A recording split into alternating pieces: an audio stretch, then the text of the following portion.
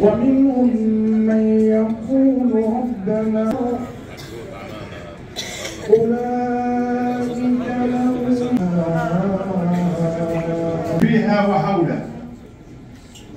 سماحة الشيخ حاتم البكري الاثنين 12 من شهر شعبين سيزول الانقسام. كلمته مشكورا.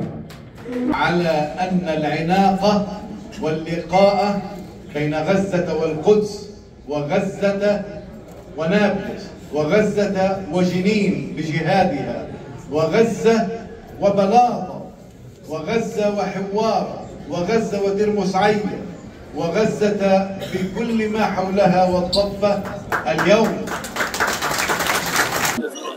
الآن التقينا بإخواننا من حجيج غزة هاشم، واستمعنا وإياهم إلى عدد كبير من الكلمات ومن المواعظ ومن أيضا الأناشيد الدينية، وكان الجو مفعم بالأمل والمحبة.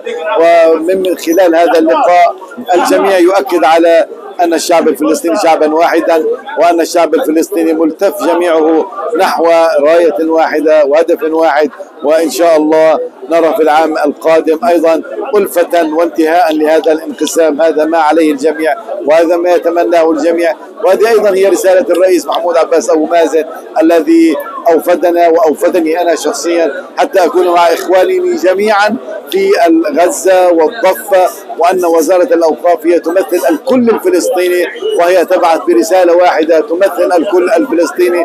بارك الله في الجميع. بتأس برسول الله صلى الله عليه وسلم، فكل الشكر والتقدير لمن بعث إليكم هذه الرسالة التي تنم عن رؤية نحو التوحد لشعبنا الفلسطيني. أيها الكرام،